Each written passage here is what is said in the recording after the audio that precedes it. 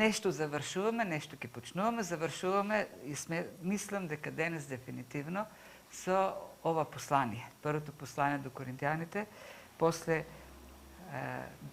ова е 38-ма, тоест 39-та проповед ова поред. И мислам дека беше корисно изучувањето и посебно сега ова последна глава.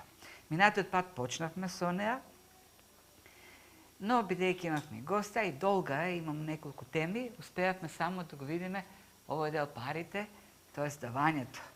И она што го потенцирав е она што го кажува Павле на коринтијаните. Секој да дава според можностите. Во секој прв ден од седмицата секој од вас доде или остави колку што може. А зборот колку што може, јас минатиот пат не го кажав, е според успехот, според прогресот, според напредокот што го има во неговата работа, во нештата што ги прави. Во имотот финансиски поглед. Не вели десеток, не дава минимум, лимит, такви на работи. Бидејќи концептот десеток во Стариот Завет неправилно е разбран во христијанската црква. Црквите зборат за десеток, иако во Стариот Завет има десеток и плюс уште други давања, синагога, храм, сиромашни луѓе, така да има 1/3 давања во Стариот Завет, скоро 1/3. Но Павле не вели колку. Вели искрено според напредокот, според успехот што го има секој, зашто реков, обяснев минатиот пат, десетокот за 100 евра плата и десетокот за 1000 евра плата не е исто давање. Ако сум давал 10 евра од 100 евра десеток, ми останувале 90 евра, и ако потоа ми се зголиме наеднаш на 1000 евра платата, ми понуди некој работа 1000 евра, јас задам 100 евра, тогаш мојот напредок, мојот личен напредок е 900 евра, тоа е од 90 на 900, тоа се 890 евра, колку паѓа таму. А за Божјото дело напредокот е од 10 на 100 евра, 90 е. И така ја се наблюдува тоа и го гледат во општествени рамки. Напредокот на луѓето не е во иста пропорција со напредокот за Божјото дело. Во Божјото дело има еден голем дисбаланс се добива. Ние напредуваме многу повеќе човештвото во нашиот личен живот, но оној дел што останува за Божјо дело не е во истиот прогрес. Тоа 9 спрема 10 спрема 1, 9 спрема 1 не е реално. Затоа западните земји, реков минатиот пат, имат прогресивен данок. Ако некој земе 1000 евра плата, ќе му земат 100 евра данок, личен данок, персонален данок. Но ако земе 10 милиони евра, нема да му земат 1 милион, ќе му земат 4 милиони. Не 10%, 40%. Зашто државата смета дека тој може повеќе да придонесе за благосостојбата на државата од оно што зема 1000 евра. Тоа е праведно, така смета државата. Ние сме свикнати во комунистичкиот свет и бившите комунистички земји стана на фиксен данок, рамен данок, 10% за сите. И тоа јас сме ги богати, сиромашни, се зголемува и највисок е во бившите комунистички земји. Зато Павле вели, искрено погледни си го напредокот. И твоето давање да биде соодветен на напредокот. И тоа ќе покаже на крајот на краиштата колку ни значи Божјото дело, зашто ова 16 глава ние гледаме од перспектива на 15. 15 завршува со вечното, нераспадливото, безсмртното. Ние во миг на око, на трепнување на окото, ќе се преобразиме. Тоест, ќе преминеме ова смртно, распадливо времено, ќе се преобрази во безсмртно, вечно, нераспадливо. И тоа е славен момент, и тоа е славна вечност. И од таа перспектива ја гледаме 16 глава. Таа наша надеж кон вечното треба да има, да влијае на нашиот поглед кон овдешните работи, земните работи. Ако нашиот фокус е вечноста, тогаш и начинот на кој располагаме овде на земята, со она што го имаме како ресурси, и време, и работа, средства и така натаму, ќе користиме за она што е вечно, нераспадливо, бесмртно. И тоа беше првата тема. Втората тема, и пример го дава Христос. Каква е дарежливоста на Господ Исус? Ја знаеме ли дарежливоста на Господ Исус? Што даде Господ Исус? 10%, 5%? Се. И остави славата на небото, стана човек, слуга, на крстот заврши гол, животот си го даде. Се даде Христос. И вели, тоа е неговата дарежливост. Неговата дарежливост не остава во позиција ние да кажеме кој е минимумот аз кој можем да го дадам. Вели, давај колку искрено, од срце, навистина според можностите. Понатамошната тема е, значи, како што почнува со финансиите, давањето и црквата, сега неговите планови, но Божјата, или планот на Бог, Божјата воля. Ние си имаме планови и треба да имаме планови, но Бог си има исто така планови. Има тука еден баланс тој дава. Многу добар баланс. Ги охрабрува да планираат давање, колку да дават, кога да дават, да ги мотивира да се вклучат, да се ангажираат целосно, да дадат се што можат од себе. И да прават добри планови. Секој прв ден од седмицата правете го тоа. Планирајте. И тој овдека исто така се планира. Кај ќе патува, што ќе патува. Меѓутоа, има едно нешто што е вклучено меѓу редови, а тоа е Божиот суверенитет.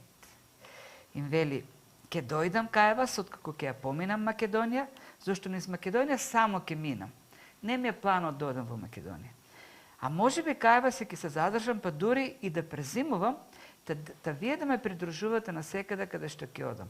Зашто не сакам сега веќе да ве видам само патам, а се надавам, ако допушти Господ, меѓу вас да поминам некое време. А во Ефес ќе останам до 50-ница, зашто за мене се отвори голема врата. За работа, погодна врата, а противници има многу. Гледате каков баланс постои овдека? Вели, правете планови вие, давајте, вклучете се, вложете се, јас правам планови, меѓутоа, ако Бог даде, тоест, с други зборови, ние учествуваме во Божјото дело, се вложуваме целосно во Божјото дело, но тоа дело е на Бог, не е наше дело. И на крајот на краишта последниот збор за тоа дело го дава Бог. Растежот, успехот зависи од Бог. Ние не можеме ни за милиметар да ги приближиме луѓето кон Божјото царство, ако тоа Бог не го направи. Ние ни за милиметар нема да постигнеме растеж, успех, ако Бог не го дозволи. Тоа не значи дека ние сега седиме и чекаме Бог да прави, како што некои цркви учат, благодатта прави се во нас и ние ништо не треба да правиме. Не, ние треба да правиме се, но целосно зависни од Бог, со сознание дека треба да бараме од Бог, да молиме Бог да прави. Еве, гледате неговиот план. Сакам, вели, да останам со вас подолго време, цела зима да поминам. Ке поминам низ Македонија, но кај вас да се задржам подолго. Вели исто така, а во Ефес исто така ќе се останам повеќе, дури до 50-ница. И која е причината зошто решава да остане во Ефес? Вели, голема врата ми се отвори. Сега, ако го читаме од делата неговото служење во Ефес, изгледаше невозможно евангелизирањето таму. Изгледаше невозможно служењето. И тој самиот признава, многу противници има. Многу се повеќе оние што ми трескат врата пред нос за евангелизирање, отколку оние што сакат да слушат. Меѓутоа, иако изгледа се така, вели, голема врата се отвори. Голема и погодна врата. И покрај противниците. Противниците можат да прават што сакат, но ако Бог решил да отвори врата, таа никој не може да ја затвори. И Павле, нели, јас се отвори врата. Ми се отвори. Бог ми отвори врата. И тоа во врска со допуштањето. Бог допушти врата. Знаеме што се случуваше во Ефес, какви бунтови го затвараа, што ли не му правеа. Бог отвори врата. Така да, овдека е многу сосема тој баланс очигледен. Така да, не треба да се залажуваме дека и во таа заблуда ние паѓаме. Ако испланираме добро, ако изменаџираме добро, ако собереме добри буџети, готово, завршена е работата. Проблемот на современата црква, јас тоа го гледам од, посебно германците се такви, прават многу добри организации, многу добри планови. Добро е што го прават така. Многу внимателно секој детал го предвидуваат и секоја задача на секого.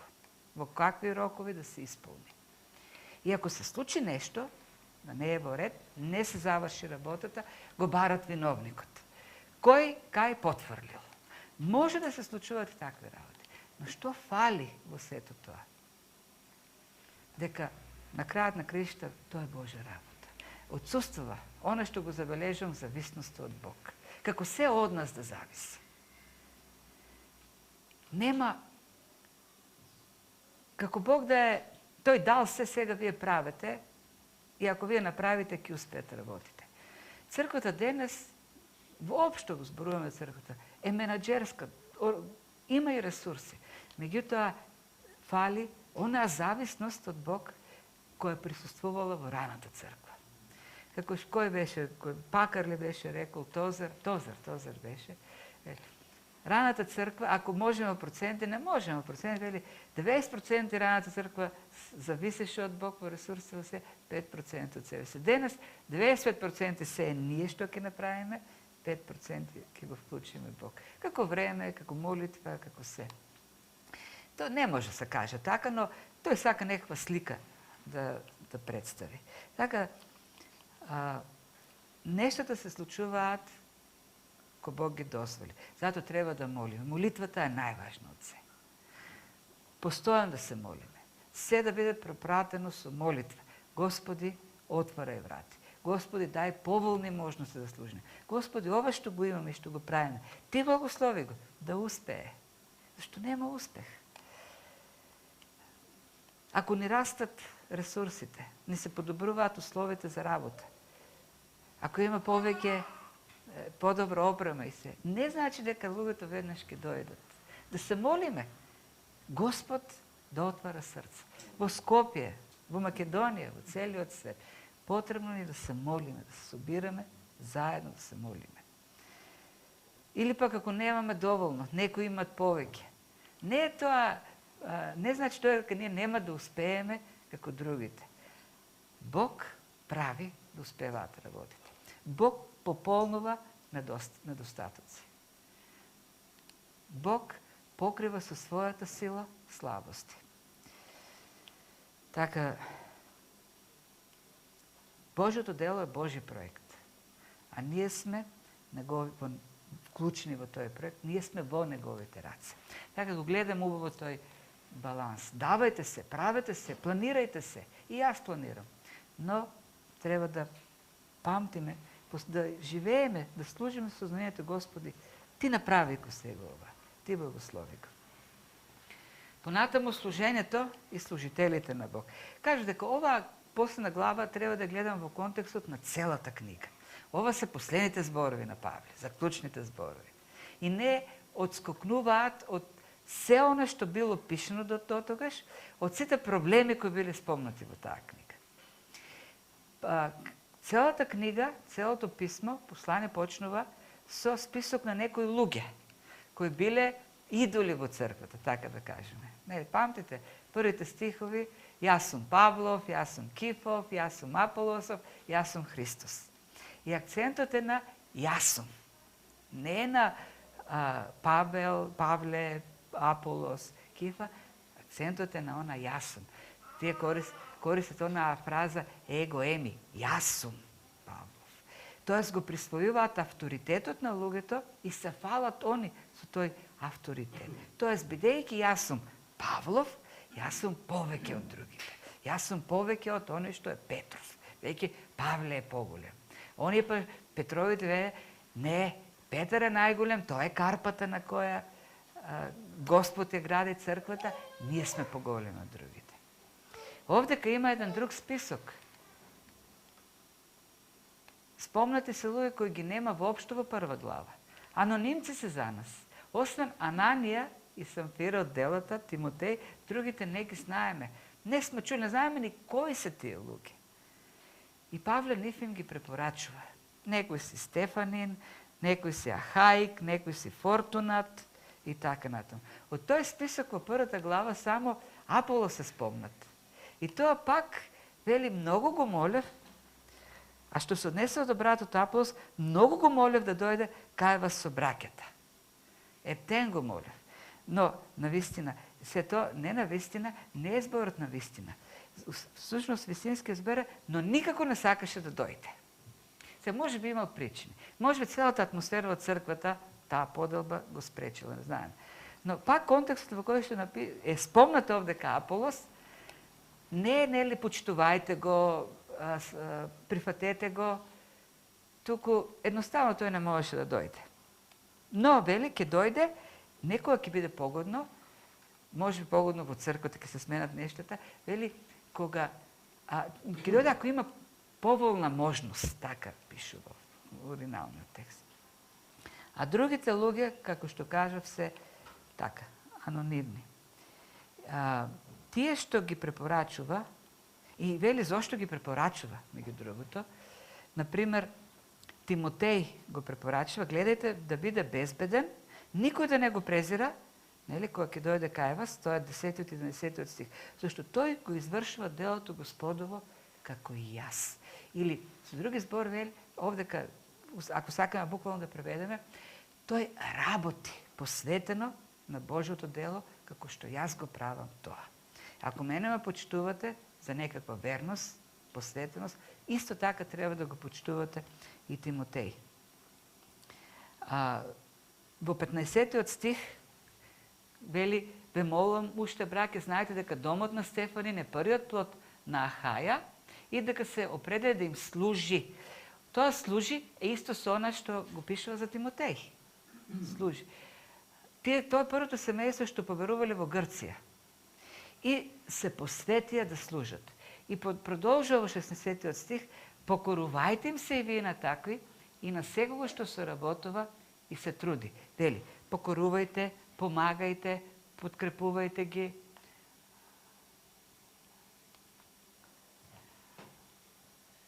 Да, грижа има овдека во сите тие стихови и така натаму. На кого да се покорат, кого да прифатат. Што се работува, вели, и се труди. И зборот се работува, и зборот труди се интересни. Зборот се работува е синергија. Тоа е оригиналниот збор. Тоест, работи заедно со другите, ги обединува силите, служењето со другите, за да има повеќе, има ефект во работата. Пак ќе кажем, ова треба да биде разгледано во контекст на посланието. Црквата е раскарана, поделена. Некој не сака да работат со други. Нема синергија. Вели, вие, јас ви ги препорачувам овие луѓе да ги прифатите, зашто тие соработуваат. Зашто ќе обединат црквата. Зашто ќе направат така да има и повеќе ефект. Што значи синергија? Еден кој ако впрегнеш да влече, ќе влече според своите можности. Два коња кога се впрегнат, тие влечат повеќе отколку двата поединечно. Ако двата можат едниот 1 тон да влече, другиот 1 тон, одделно, кога ќе ги впрегнеш, тие влечат 3 тона. Не 2, заедно. Тоа е идејата на синергијата. А пак зборот труди е оној истиот збор што употребен во Солунците за македонците. Многу мачна работа, многу вложуваат труд, усилби, напор многу вложуваат. Истиот збор се употребува кога Господ Исус во Лука 5 глава им каже на учениците, кога цела ног нели ловеа риба, фрлете сега од другата страна, фрлете ја пак мрежата. И тогаш учениците му кажаа, Господи, ние цела ног се трудевме. Тоест цела ног се мачевме, ништо не успеа. Истиот збор е овдека. Се трудат, работат многу. Така да, ако ги видиме овие нели нешта, нема ништо гламурозно така кај меѓу овие луѓе.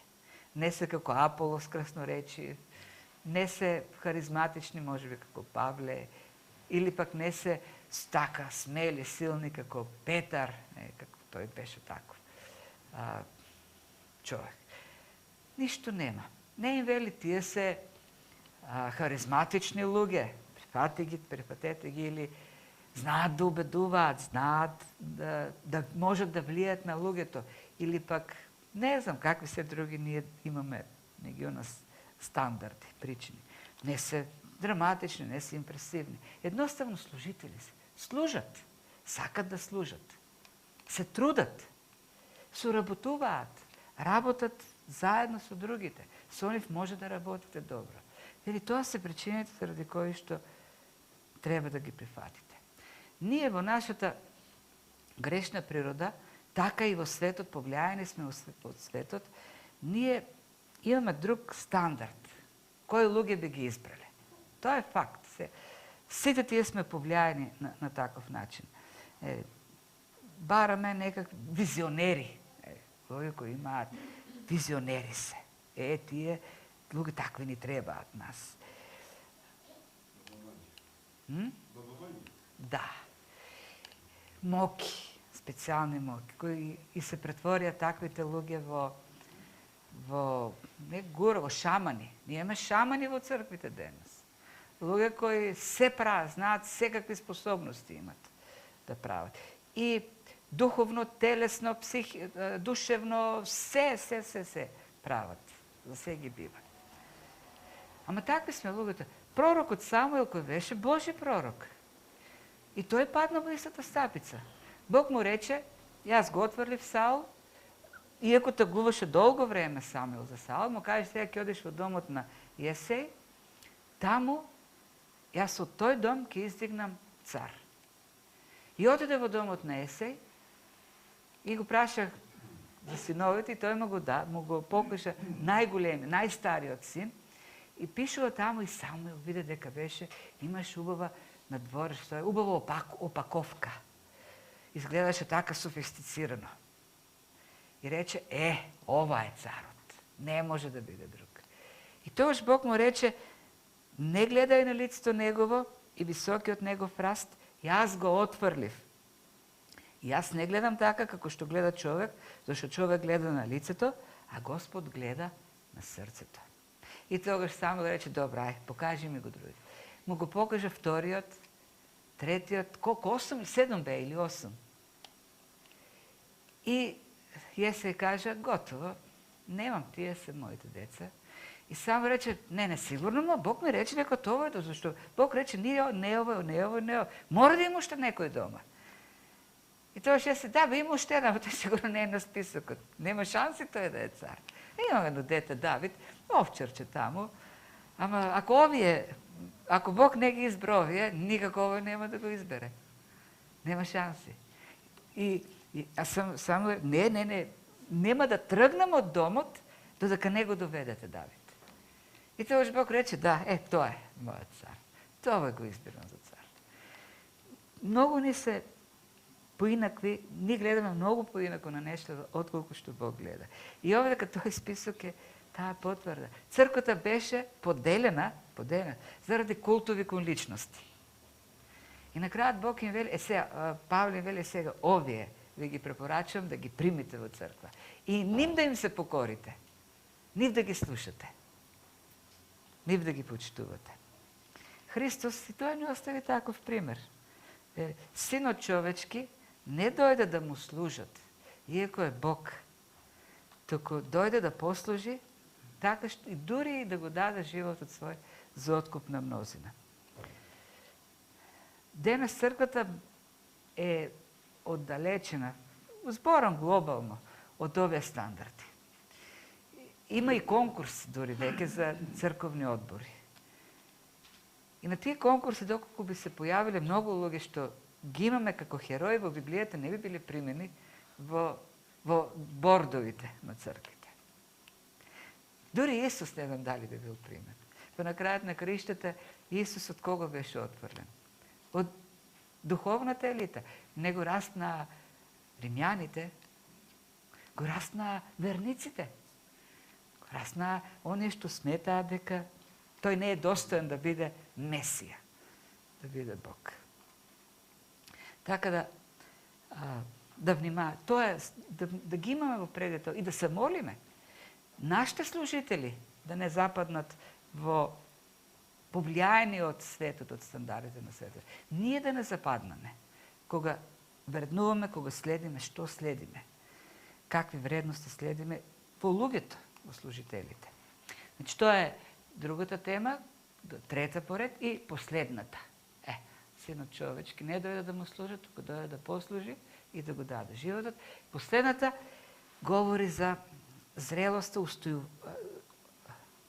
устојувањето во христијанскиот живот и тие последни стихови црквата доминираат семејни некакви односи. Се употребува зборот браќа многу често, се употребува љубов, збор кој доминира, домашна црква и така натаму. Поздрави некој, светиот Целив и така натаму. Доминира една таква атмосфера во која црквата треба да екзистира. Пак, нели, го имаме во предвид контекстот проблемите во црквата. Почнува со зборот бидете, не бидете бодри. Бидете бодри, бдејте е добриот збор. Зборот е Григорио. Истиот збор кој Христос го користи во Матеј 24-5 глава, кога го праша кога, како ќе биде твоето доаѓање, и тој им кажа неколку параболи за неправедниот слуга кој ги тепаше слугите, за девиците, талантите, така натаму. И тamo повтори еден збор цело време бдејте, зашто никој не знае кога е денот и часот. Истиот збор и овдека е. Бдејте. Тоест, бидете будни, не заспивајте. Тој збор, значи, обично се употребува на стражарското место. Стражарот, кој седи на кулата или кај стои, на стражарското место треба, најзабрането е кога се на стража да заспиеш. Може у затвор да одиш, ако у војска кога си заспиеш на стража, ќе има тешка казна. Треба да бдееш, и тоа не само да чисто така да се одржуваш во живот, во будна состојба, туку да си внимателен, да гледаш, да наблюдуваш, да не дојде непријателот. И тоа е истиот збор овде употребен. Бдеј, биди буден, зошто? Зошто христијанството е војна. Војна, ние сме поставени во војна позиција. Непријателот не заспива. Тој постојано е буден, постојано обиколува, рика и гледа некого да проголти. Тоа е. И затоа вели бдејте. Вие заспавте. Затоа им кажува да бдеат. Зашто заспаа? Заспаа во нивната мудрост, во нивната гордост, заспаа во непријателствата, во конфликтите. Заспаа и се нападнати многу сериозно. Не се во добра состојба. Бдејте, стоите во верата. Неколку пати ги предупредував, влегоа лажни учења. Држете се за преданието, држете се за учењето, држете го вистинското учење, не она што го велат овие светските филозофи учители. Вие држете се за нашето учење. И потоа вели држете се машки. Машки, само мажите ли? Тоа е упатено како послание до сите. И жените треба да се држат машки. Зошто? Зашто војната, зашто е војна? И жените кога одат во војна, кога мобилизираат жени, во војни кога доаѓа страшно, жени мобилизираат, да. Не секогаш. И тие треба да се држат машки. Има спортови во кои се надпреваруваат жени. И спортот надпреварот е вид на борба. Имаме ние добри тимови, ракометарски имаш и така. Се борат како лаови, не смеат да попуштат. Се држат жените, ама како мажи, не попуштаат, не се предаваат. Тој е. Меѓутоа, има пак овдека еден момент кој го вклучува апостол Павле, кога вели држете се машки, продолжува, бидете крепки, пак тој, нели? Секое ваше дело да биде со љубов. Така да, машкото држење во црквата, во христијанството, не е она што е во светот. Тук не е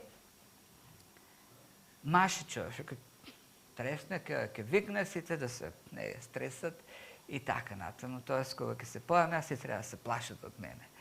Се што правите да биде запечатено, да има печат на љубовта. Во се да биде вклучена љубовта. Се да биде облечено во љубов.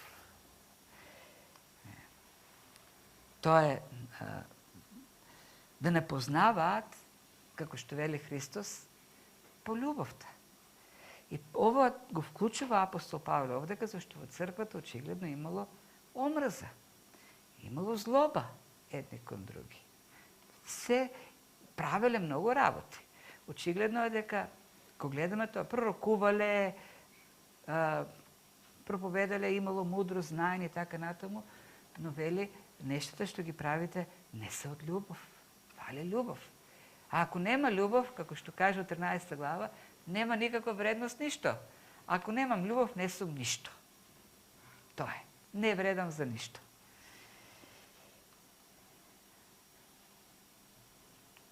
И таа љубов доминира. Оно што не го љуби Господ, кажува, благодата нека биде со вас, љубовта моја со сите вас и така. Многу среќава, нели, љубов, љубов, љубов во оваа глава. Така таа нота ја зачува, нели, се до крајот на посланието. Така, зошто? Зашто треба црквата да биде како едно семејство. Исто така браќа. И во претходните стихови се употребуваше тој збор. Се однесува, се обреќа кон едно семејство. Јас сум ваш брат, вие сте мои браќа и сестри. Зошто? Зашто црквата нема да устои во таа војна. Христијанот нема да издржи во искушенијата, нема да остане буден, да бдее, нема да остане крепок. Бидете крепки. Како еднина од крепок? Крепок. Нема да остане крепок, нема, како што да бидете крепки. И сега, фали овдека во нашиот текст еден збор, еден со друг да се охрабруват. Да се охрабруват еден со друг. Има на крајот треба да пишува. Тоа бидете крепки е да се охрабрувате. Дома ни се собраа неколку кучиња и сега едното кое ќе види нешто, ќе заала, сите по него и нема крај. Се едно со друго се охрабруваат, далаат и ќе се исправат и гледат сега кој доаѓа, што прави, кој прави. Така, во заедница, во семејство, како семејство, вие може да стоите будни. Како семејство, вие може да се држите машки. Како семејство, вие можете да се однесувате со љубов еден кон друг.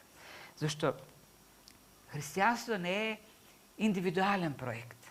Христијанство е Божи проект, црковен е групен проект, заеднички проект. Не се остварува одделен од другите. Не може да се расте духовно без заедницата со другите. Не може успешно да се служи без заедницата со другите. И нема да се устои на крајот на краиштата без заедницата со другите. Современиот свет нуди многу можности. Ние денес имаме на куп Facebook христијани. Стоејќи се или крејќи се зад мониторот и покажуваат својата духовност, својата права доктрина или своето знаење или така натаму. И за нив нема цркви веќе. Зашто они се толку совршени, праведни, свети, чисти, што се самодоволни. Не е тоа духот на црквата. Духот на црквата е семејство, живот во семејство, во заедница. Ти, ако седне во креветот со компјутерот си христијанин, кога ќе ги измиеш нозете? На кога ќе му служиш? Служението е суштината на христијанството. Да служиш на другите. Да му ги Христос ги измие нозете и рече, и вие правете така. Миете ги нозете. Служите на другите. Тој дојде да служи, не да му служат. Да ние да служиме. Црквата не е некаков така, од време на време провайдер, доставувач на црковни или материјални или социјални блага. Има убаво заедништво, има социјален живот, кој ќе го снема, не ми треба црквата, или пак некакви материјални работи, или пак било какви други, или нешто. Црквата е телото Христово кој нуди, кој осигурува служење, растеж, зрелост. Тие работи.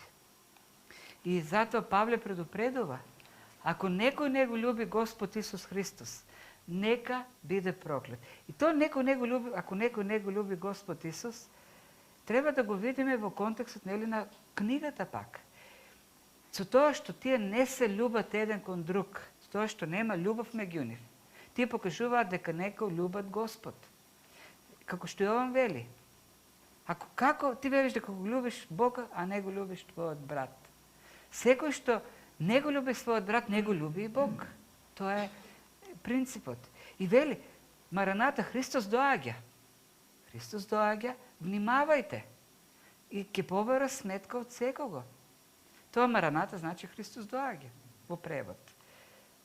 Кој не го љуби Господ и не ја покажува таа љубов во служението, во животот со другите, е проклет, анатема на него.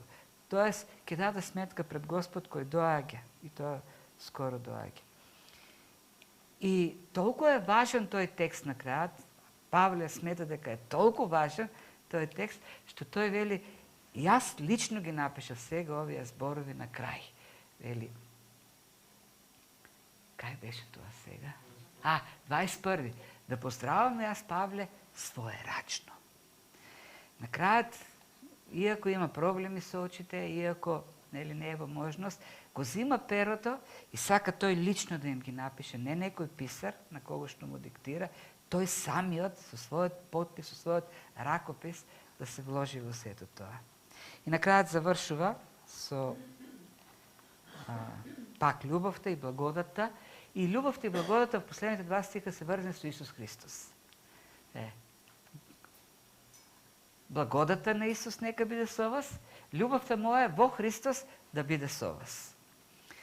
Или последните 2 стиха треба да кажат, ако ништо не разбравте од сето ова што сум го напишал, барем едно нешто помнете. Без Христос не можете ништо. Во Христос треба да бидете. Очигледно е дека се оддалечивте од Христос, им вели Павле. Сте оддалечени, вие сте телесни христијани. Запаѓате во ереси, во блудство, во конфликти, се судите еден со друг. Сте се оддалечили од Христос. Држете се за неговата благодат. Држете се за неговата љубов. Зашто само така ќе се вратите на вистинскиот пат. Не можеме да се надеваме дека ќе даваме, како што почна ова глава, ако во нашата глава го нема давањето на Христос, неговата дарежливост. Што тој направи за нас? Тоа ќе поттикне љубов и дарежливост. Нема да бидеме служителите, што ги препорачува Павле овдека, ако го немаме Христос како модел, како Христос посветено служеше.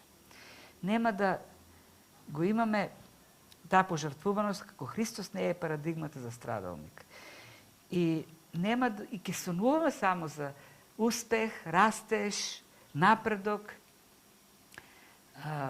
служба успешна, да останеме верни во делото, ако Христос, ако сето тоа не е во Христос, ако нашиот заеднички живот, служба и се не е во Христос, во зависност од Христос. Секогаш треба да... Дали е тоа Христово? Дали ситуацијата, дали мојата постапка, дали моето решение е Христово? Дали е во Христос? Дали е во молитва преку Христос, дали е преку верата во Христос, дали е за самиот Христос или мојата суета ги прави или некаква друг мотив ги прави сите тие работи. Тој Христос, всушност, се што ни треба. Да се држиме за Христос. Така завршува ова послание, напишано од црква, полна со проблеми. Христос ни треба. Христос ни треба. Се држиме за Христос. Неговата благодат, неговата љубов.